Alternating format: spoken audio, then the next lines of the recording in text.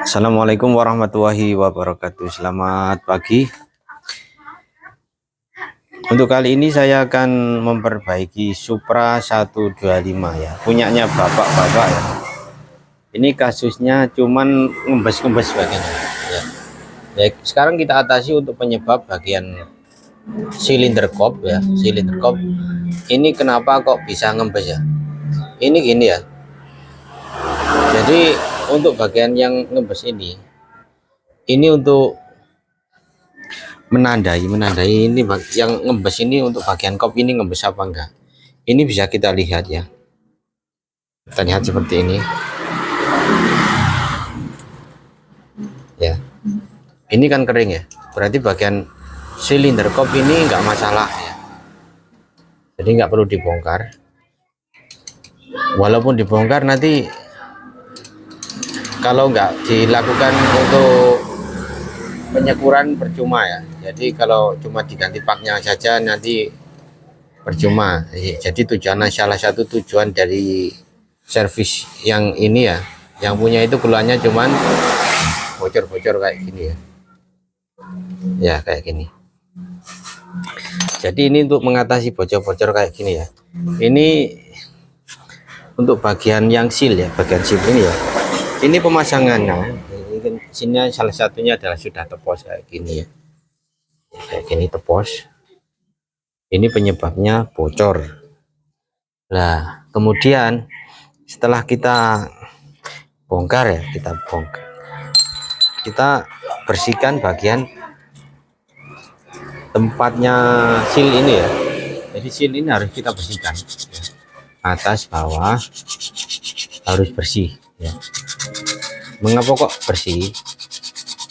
Jadi kalau saat dipasang seal kalau nggak bersih ini akan nanti kan pada saat mesin itu panas itu akan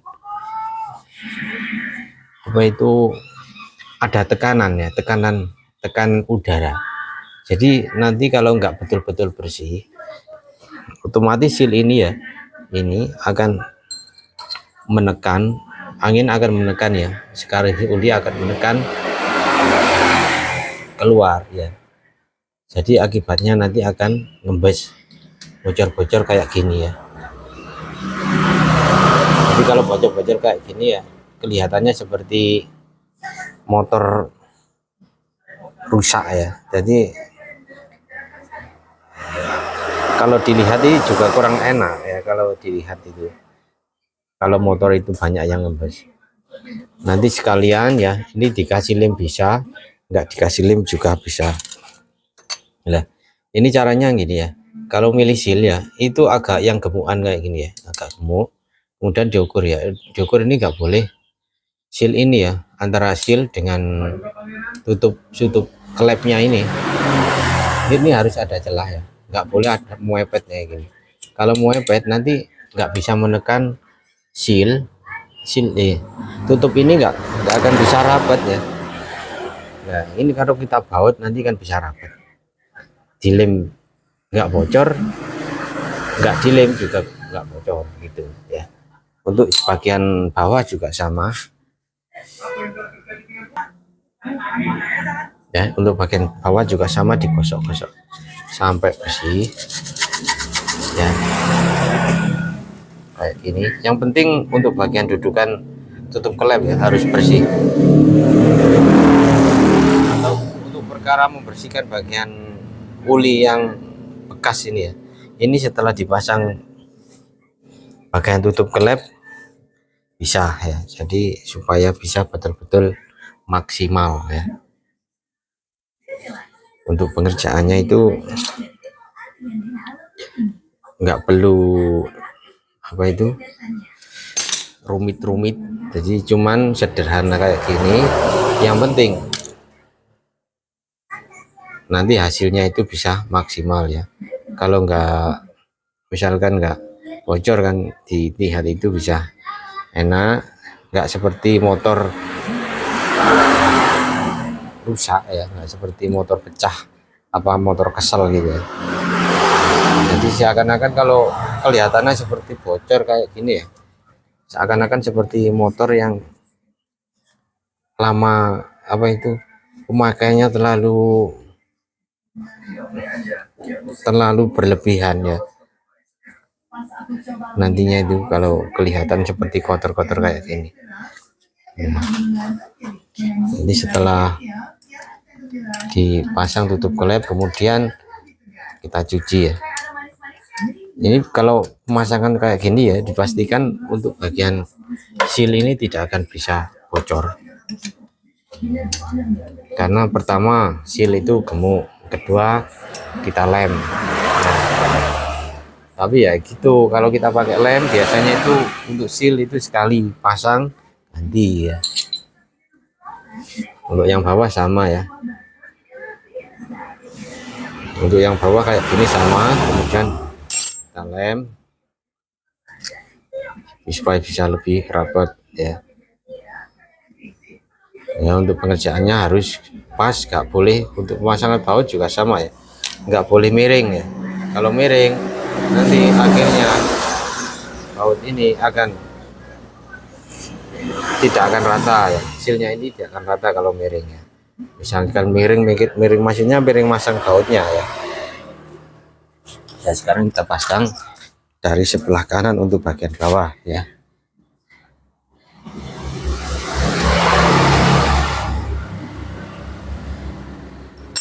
Walaupun ini bocornya sedikit ya, kalau lama-lama nanti juga akan banyak sekali kotoran yang nempel karena basah ya, basah uli. Jadi untuk debu-debu itu akan menempel.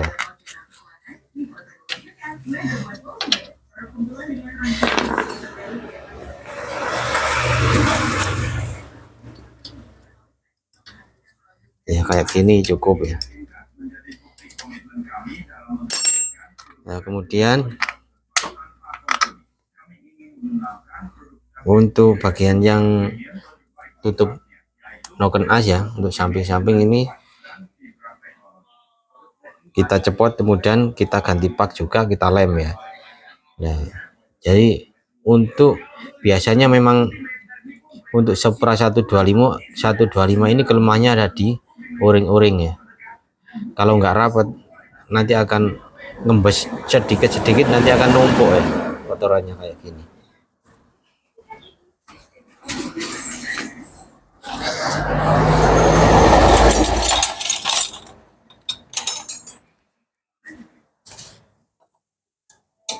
Ya.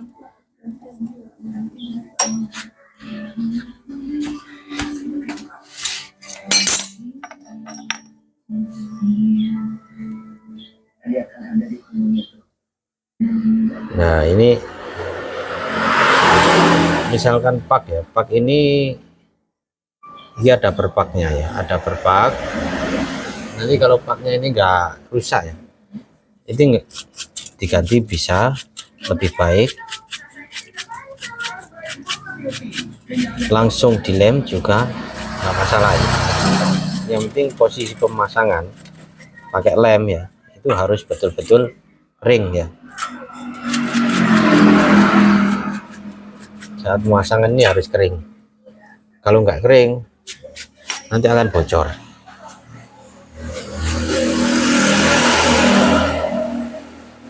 Kita gosok ya, pakai kertas gosok juga supaya nanti bisa rata ya. Kalau bisa rata nanti mapannya per pak itu bisa pas ya,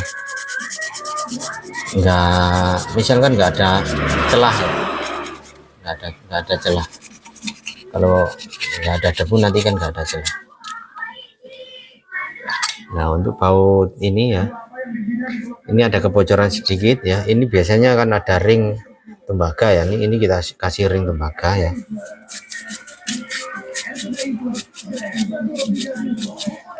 Ini kuncinya dari kebocoran ini, yang pasti kita benerin ya. Ini kebocoran biasanya memang dari situ-situ ya. Ya supaya tidak bocor ya, kita kasih lem juga.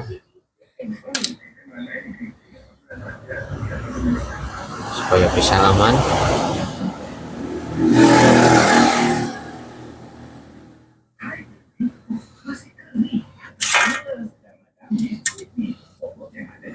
Ini lem ringnya ini ada tembaga, ada yang aluminium ya.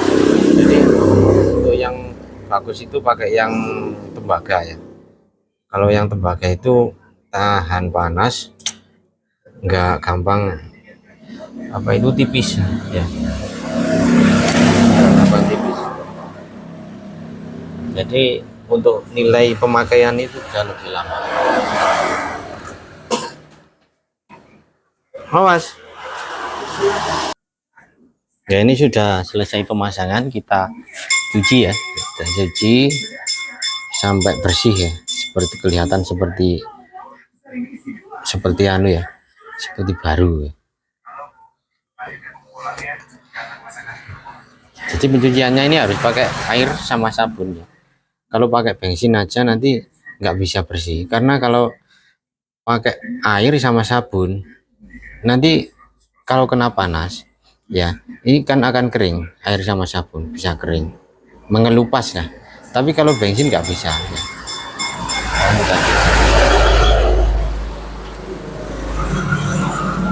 Nah, ini setelah dicuci ya, jadi kering. Ini setelah saya cuci kemudian saya nyalakan ya, jadi keringnya kayak gini ya, jadi kering alami ya.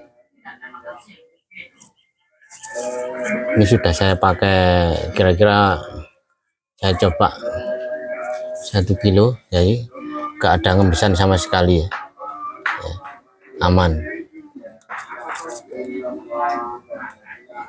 Jangan lupa like, subscribe, dan komen. Assalamualaikum warahmatullahi wabarakatuh.